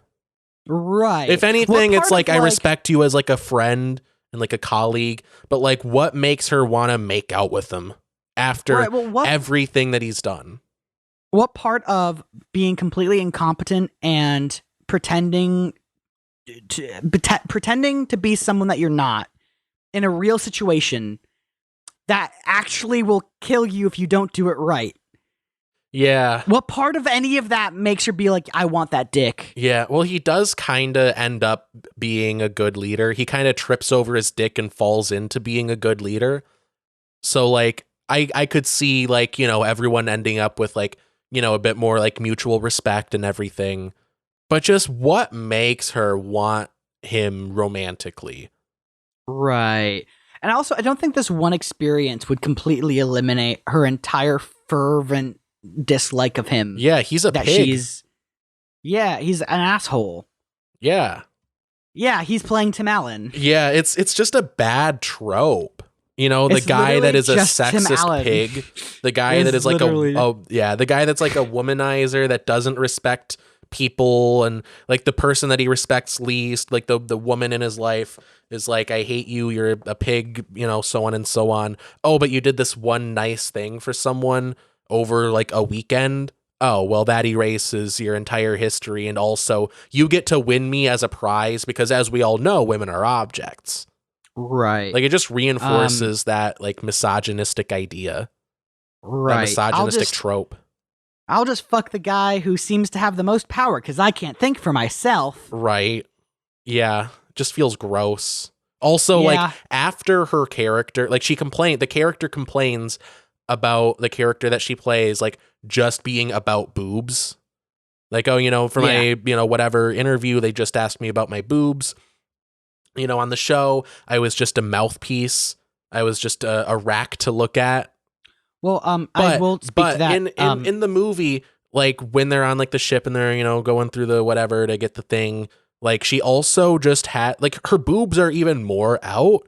So it's like, what is the movie trying to say here? Right. To speak to that too, during Star Trek Voyager, they had I forget her name, but she played Seven of Nine. I forget the actress's name. I can probably look it up because she's actually a really good actress, and I think she deserves to be like shouted out. Who played? Shout out. Sorry, Seven of Nine. Star Trek Voyager. Her name is Jerry Ryan. I knew that. I just forgot. But they added her on like not only to have like a Borg character serve on a Federation ship, but also because boobs. Yeah. And it's really unfortunate because Star Trek has a history of just doing that. And I think it's like, I just don't like it. I just make a compelling storyline. Is it that hard? Is it really that fucking hard? Yeah, and sad. she got a lot of stuff like when she would go to conventions that she was contractually obligated to go to because she had to wear a corset on set. So like, yeah, it wasn't like comfy. that. And people would just be asking her about her tits. And like, it's really unfortunate. I hope she was paid well. Yeah.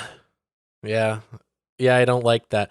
And yeah, that's why like it doesn't make sense that the movie is like criticizing that but also just doing it. Right. That kind of rubbed me the wrong way too. Yeah, it feels gross. I think it's kind of like a thing of like, I think they're trying to sort of meta make fun of Star Trek fans by saying like, or like at least the cast of Star Trek by being like, oh, I don't like that they're asking me about my boobs, but I know what you really want. And it's like, no, I don't. Yeah. No, I don't think it's I don't think it's like a meta commentary. I think they're just doing the trope that they're also complaining about. Yeah. There's not really much satire there. Yeah. Anyway, best movie ever. Best movie ever. Yeah. I would say it's good. I would just say the only sad thing is that I'm pretty sure the alien race that they run into went extinct. Yeah, they're fucked. And I would say it's not their fault if they literally did not just like go face first in this shit and pretend like they could do it, because they clearly couldn't. Yeah. Yeah. Shit. Fuck. Yeah. Anyway, next week it's my turn to pick. So next week we're going to do Indiana Jones and that time that I met Louis Armstrong and we went to the moon together and I learned jazz. I sang the blues. Moon together and yeah. No, it's Indiana Jones, The Adventures of Young Indiana Jones and the Mystery of the Blues. It is I think it's on Disney Plus like in some regions. So if you have a VPN, set it to whatever region it's on. Let me hold on. Let me try Googling it.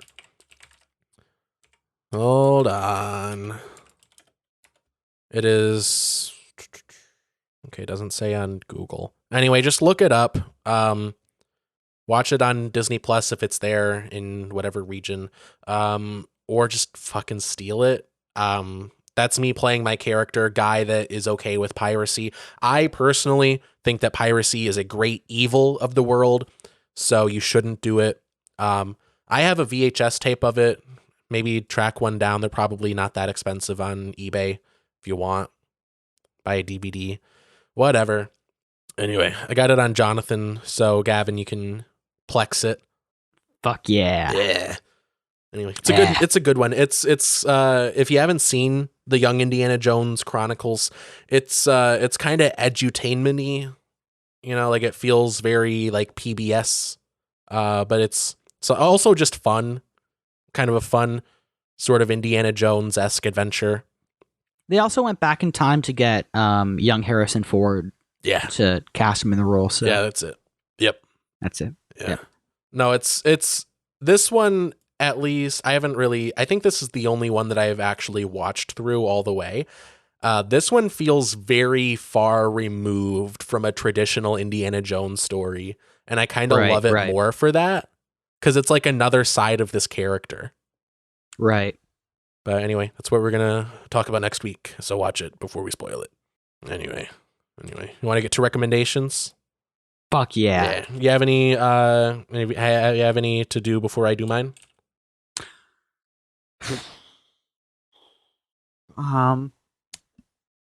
No. Cool. I don't. Oh wait, hang on, I do. I like Sun Chips. That's it. Sun Chips. Shout out Sun Chips. Fucking sponsor us, please. So I started a new book today. It's Superman Smashes the Klan. It's more Hold like on. Wait. Pause. Wait. What? Superman Smashes the Klan. Wait. Did he just show up and was like, "Hi, boys"? Yeah, that's it. And he said it just like that. Yeah. No, it's a good one. It's more of a graphic novel than like a comic thing, because it's not like they put out like a series and then, compiled it in a hardcover. It's just like a graphic novel that they like just put out all at once.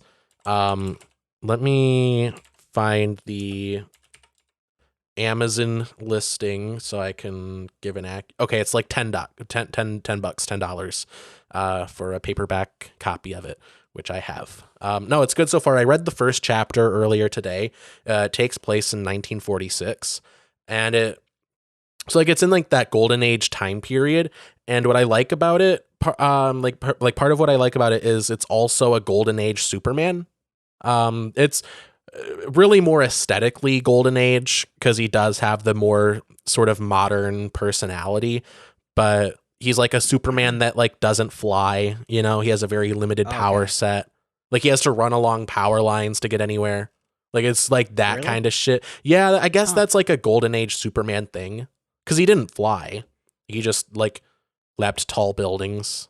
Oh, is that why they said he could leap across tall buildings in a single bound? Yeah, he couldn't fly until like the Silver Age, I think. Oh, okay. But no, I think he actually first flew in like one of the serials, like one of like the serial movies from whatever, like the 40s or something. Like cornflakes. Yeah, that's it. Yep. But no, this one is good. It's more like it's kind of like a children's book. Like you'll not be like bored by it if you're reading it as an adult, but it's like, targeted like towards children. It's more of like a child friendly story. Like the Klan in this isn't the Ku Klux Klan. Like it basically is, but they call it the Klan of the Fiery Cross with a K. Yeah. I don't know why they changed the name of it. Other than maybe to get around censorship. Oh, is it trademarks? I think that's Ku Klux Klan is like a trademark. I love that you can like trademark a hate group. That's so funny. Well, a dude trademarked the N-word so that no one else could use it, and he just is like sitting on it. Is that so true? That no one can use it. I think so.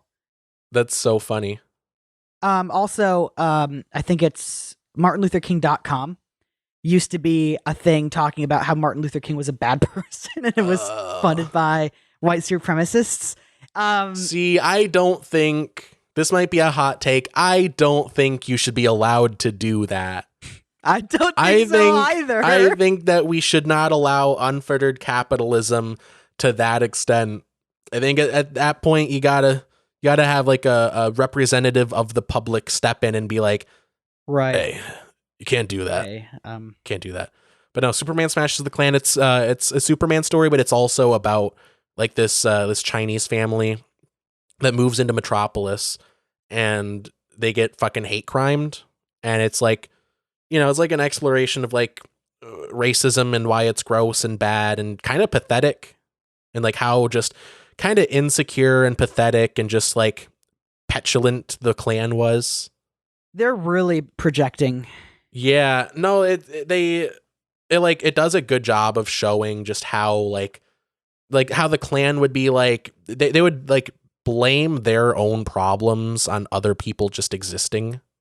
Right. It's like, oh, this, this doctor moves into town who happens to be Chinese. Like, oh, that's just a Chinese guy that's, taking jobs and, he didn't even earn that position. When realistically, he's not even American, and he's like, I was born and lived in San Francisco. Well, I don't know what you're talking. Yeah. When realistically, you would have to work way like magnitudes harder to get to the same position as a minority in America. Right. So it's like the fucking inverse of what they're talking about. But yeah, it also shows that like, yeah, you can't always trust the police because they're a lot of times in on it. Like a lot of Klansmen were also police officers. Mm-hmm. And I've only read the first chapter so far. There are 3 chapters in it. They're like long chapters, so it's not like a short thing. But anyway, yeah, it's good so far. The art is really good. It's kind of like childy, kiddish. It's like kind of children's book art, but like it's, there's something there to appreciate, and I like the character designs. I I have a question. Yeah. Did the whole anti-Semitism thing really come into America pre or post World War II? I mean, I think it was always, I mean, I'm not a scholar, but Okay. from like the vibes that I've gotten, it seems like it was always there. Cause like even during World War II, like a lot of Americans just were anti-Semitic, but they hated Right. Nazis for like nationalistic reasons. Right. So yeah, I think it was just always there. And was it like a thing of like the part of the reason anti-Semitism may have gone down in America? Actually, I shouldn't say that because in like for instance in Mad Men and this like they show it in the 60s of like anti-Semitism just being rife in I think it's corporate just America. more underground. Okay. It's like how Anyway, racism that's didn't sad. go. It's like racism didn't go away. Like it's still Right. there. It's just expressed differently and more subtly. Mm-hmm. But anyway, yeah, Superman Smashes the Klan. It's a good book. It's a good Superman story. It's just also a good story about a couple of young kids that move into town and they're, people, some people don't like them because they're different, but they make friends and stuff. And, it's a good kid story. And I like it. And I think like it's good enough that you can appreciate it as an adult. It's not just for kids. Like it is definitely geared towards kids. This is definitely the kind of book that Ron DeSantis would ban if he knew about it. Because it's about why racism is bad and you shouldn't judge people for their race and all that. And he's like, it's too woke. But no, you can't actually, like, reading it through a modern lens, you can see a lot of parallels with like modern like rhetoric. Yeah. Because like people like even the people that aren't like, racist, quote unquote, still say like really insensitive shit. And like, at one point, so like towards the end of chapter 1, minor spoilers, I guess, if you care about that. So like the main like protagonist, like the point of view character is this little girl. She's like probably like 10, give or take. Her older brother goes missing and he gets like kidnapped by a couple of Klansmen. And she's like, hey, police officer that's stationed outside of my house after the Klan burned a cross on our yard. Hey, my brother's missing. Can you help? And he's like, why do you guys need help? You guys are fine on your own. You guys get, positions that you don't even have to earn. You guys have an advantage because actually you're the superior race in this country legally, even though white people are awesome. Doesn't say it quite like that, but he's like not necessarily racist, but he's not like on their side. He's not being helpful. Yeah, he's not racist. I mean, he might be. Like, you don't really know a lot about him. He's just a side guy. But even if he's not racist, he's not anti-racist. Right. But anyway, yeah, it's a good book. I definitely recommend checking it out. I think you can like get a sample of it on like Google Play Books or something. So read the first few pages, see if you like the art, see if you like the writing and stuff. I think it's good. Anyway, Trae Crowder is a comedian. I found him on TikTok and he has a comedy special on YouTube. It's actually pretty good. I listened to it the other day. It's like 45 minutes. So pretty breezy listen. It's just good. He's like a Southern guy, but he's also like I guess like a leftist or like a, on the left. So and he before makes anybody asks, no relation to Steven Crowder. Yeah, no, it turns out there is one funny Crowder out of the two Crowder comedians that are known. He's like, he's Southern, but he's not like what you think of when you think of a Southern person. So he makes fun of a lot of that stuff. He makes fun of, like the, stuff that he grew up with, people that are like, I don't like trans people for just weird reasons, Wait, does he also talk about Carhartt and how he had all this Carhartt stuff and he's like, there's a rumor at school that I have a family? I don't know. Is that him? I don't think so. Never mind. Sorry. Continue. No, anyway. It's good. Just look up Trae Crowder, Trae Crowder, like Crowder. The special is called Damn Boy! It's on his YouTube channel. Link in description. Look him up on TikTok. He posts a lot there. So just find a clip, and if you like it, just watch the whole special. It's good. Anyway, my next recommendation. So there's a comedian named Tim Robinson. I've seen him like in my periphery for a little while now. He's like a sketch guy, and I think he wrote for SNL, if I'm not mistaken. He has a couple shows that I just got into. So one of them is called The Detroiters. It's on Comedy Central, or you can also watch it on Paramount Plus. It's kind of like Mad Men if Mad Men was about two very incompetent,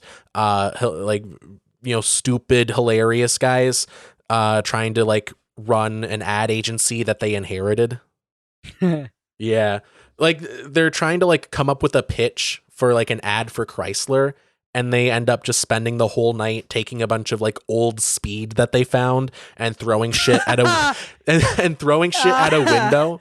So like they get into like a play fight, and one of them elbows the window, and they're like, "Oh, it didn't break." And then they just start throwing shit at the window until it breaks. And then they come up with a pitch, and they end up running the guy over that they're supposed to pitch it to. And then it ends up being like, "Yeah, guys, I went with the other firm. I didn't think you guys would come in for the pitch." But it's a great show. Yeah, watch it on Paramount Plus if you have it, listener, or you can watch it free on the Comedy Central app, I think just with ads or something. And then the other show that this guy does is called I Think You Should Leave. It's on Netflix, or again, slipping into my character, guy that likes piracy, you could just fucking steal it. Slipping out of that character, piracy is very bad and I cannot condone it. I think it's horrible how easy VPNs make it to pirate stuff. I think it's horrible that they make it absolutely consequence free. Mm-hmm. Actually, and for the record too, I actually wrote up a script for Alex to read in character for in the scene here that you just heard when he was advocating for piracy. My character was advocating for piracy.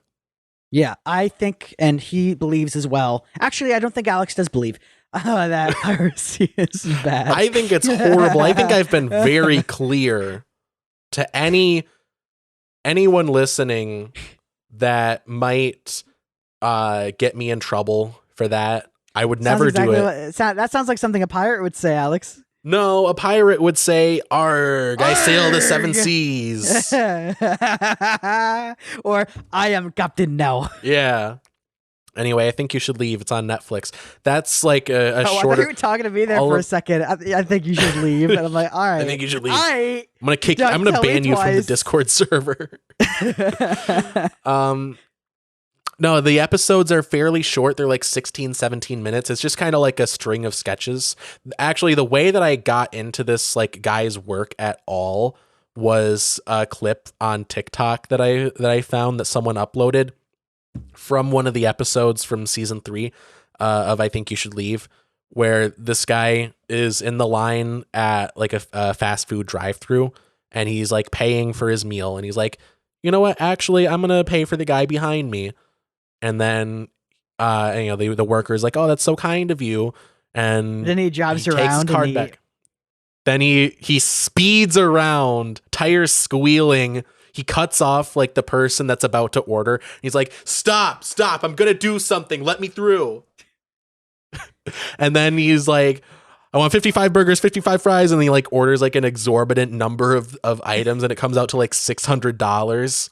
And then the guy in front of him, who was the guy behind him, like you see him talking to the worker, and he's like, "What the fuck is this?" And then he like comes to the guy, and he's like, "I'm not paying for it.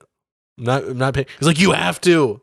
You have to. The guy ahead of you started it. You have to pay for it." And he's like, "I'm not going to pay for it." Anyway, that's the premise of the sketch. So I have to say, I've seen that clip on, and please don't shame me here, but on YouTube Shorts. Fuck you. I saw YouTube Shorts, but I never got to it never had the punchline in it, so I never understood. I was like, yeah, doesn't he understand that he's paying for his own food?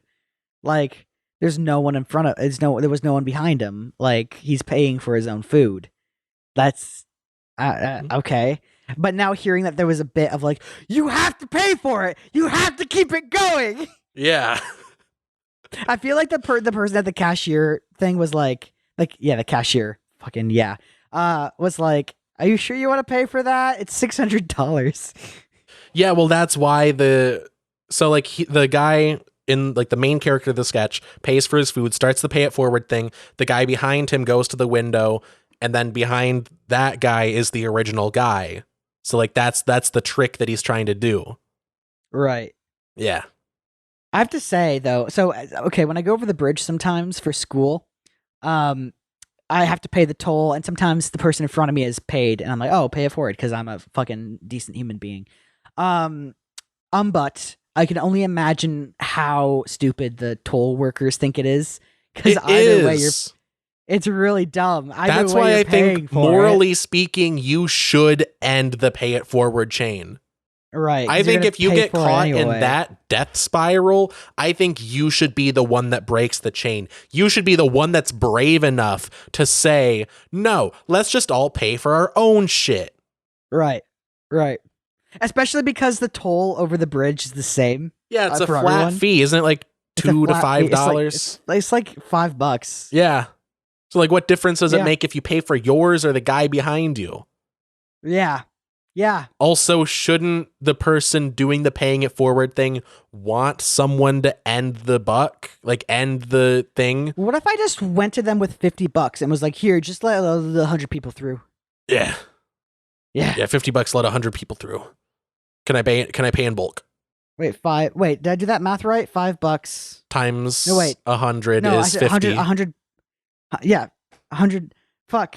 Ah! Did I say, okay, whatever, fuck you. Anyway. I just got out of work, you fuck. Anyway, I finished the Failsafe hardcover, that Batman arc, Failsafe. It's good. The hardcover is like $25, 6-issue arc. It's a good deal.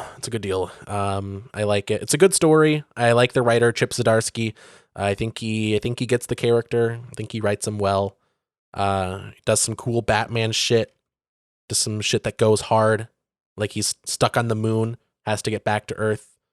He just fucking flies through the atmosphere, grabs like a jet thing, and he's like, yeah, if I push the button for this long, I can speed up to this velocity without passing out. Like I stop pushing it and then I push it again. Actually, now I gotta do decelerate. That every day. He does some Kerbal Space Program shit, honestly. Fuck you! I was gonna say that. Actually, I do that every day in Kerbal Space Program. He does Kerbal Space Program shit, but he's like raw dog in it. He just has like his space suit, which is barely a space suit, and like a single rocket that he's holding on to. Yeah, that's dumb. Don't. I love it. That's the equivalent of like running up to the president's motorcade. Yeah. Don't do that. I don't recommend that. Don't do it by eye. Make sure to have a navigation ball with you, goddammit. Yeah. Anyway, some more news. I've talked about them before. Good channel. Good coverage of the news. They did a video a couple weeks ago called Protests Don't Need to Be Civil. Like I mentioned earlier, it's about how like the idea of civility in protesting, one, is a very recent idea. Like before, like the American Revolution, it was essentially a very violent protest, but we view it as a good thing. Actually, it was an act of treason. Sedition. Treason, yeah. But we look at it as a good thing. But nowadays, if someone so much as breaks a window at a Target, then like suddenly like the whole protest is violent, and actually the ends don't justify the means. You know, and then actually, they're protesting like an actual killing, and the police response is to go in with like tear gas and like just brutalize military these people equipment when they're doing at worst property damage. Right. But yeah, also like the idea of civility gets hijacked by the institutions that are being protested against, and they move the goalpost to the point that you can't do anything to protest them without being called like, you know, uncivil. The civil rights movement, like in the 1960s, was viewed as uncivil. Like the media tried to make it out like they were a bunch of rioters. You know, they were just getting uppity over nothing. Mm-hmm. And we see that today with modern protests. And it's a good video. It's a good breakdown of the history, good commentary. It's just good. I would say if you're going to do a protest, though, please be civil. Yeah, you should be civil. But a lot of times they get violent because of counter protesters. Like if you're doing like an anti-Nazi rally, then the Nazis show up and start cracking skulls. And then somehow it's always the anti-Nazis people's fault. Like it's always their fault that it got to that point. Look, it's almost like a situation of look what you made me do. Right. Yeah. And like somehow that reflects on the movement. Like, oh, actually, yeah, we shouldn't liberate black people because, you know, a window was broken. And also they were brutalized by Nazis. Kind of sounds silly when you really break it down like that. Right. Yeah. Anyway, that's all that I got for recommendations, unless you have any to add. Dude, this gummy is kicking in a little bit. Wait, did you eat a gummy? Yeah, earlier. Oh, nice. I should take one too. Anyway, I got nothing. So here's the deal. I've been doing nothing but working and sleeping for the past like week. Sucks, doesn't it? You're beginning to understand the struggle of the proletariat. I'm really realizing my belt has, two purposes in life. Yeah. And death. Yeah. Autoerotic asphyxiation. That's sex. Is but what you were technically masturbation, but yeah. I wonder if the dude from Galaxy Quest likes that. And that's why he likes the tentacles. Ew. I imagine it more as like a tentacle up the butt kind of thing. Okay. Yeah. That's how I imagine it for him. I got nothing. Anyway, I think that's the show.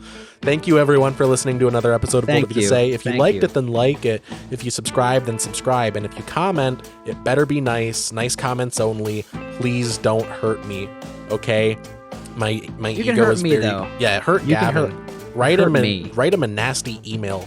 I'll give you his mailing address, and you can write him a letter. No, don't. I'll give you his mailing address that he also lives at. He really if you're trying to think of present ideas, if you're trying to think of a gift for Gavin, he loves anthrax. He also likes things that quickly and explosively increase in volume. Yeah. He always has a vase ready in case someone wants to send him some anthrax. Right. And he's actually really into like kinky stuff, so like just break into his house and do it, Yeah. He doesn't care. Yeah, he's into CNC, so for the record, I'm not into that. Don't do any of that. I'm surprised you know what that is. Sarcastic. I don't know what that is, but consensual non-consent. Oh, all right then. Did that just awaken something in you, or I was like, who would be into that? No, it's like a rape kink. Oh, a lot of people, surprising number of people are into it. Weird. No shame if that's what you're into. Like what you like. I guess if it's consensual, I just don't. I don't know. It's just. I think it's objectively it is strange to the layman. Right. But anyway, like and subscribe, follow on stuff, and links in descriptions and all that. I do comedy. Investigate that if you're interested. And let's have a good 9 a.m. through 9 p.m. our official business hours. Let's get the fuck out of here. Get the fuck out. Yeah. Get out of here, folks.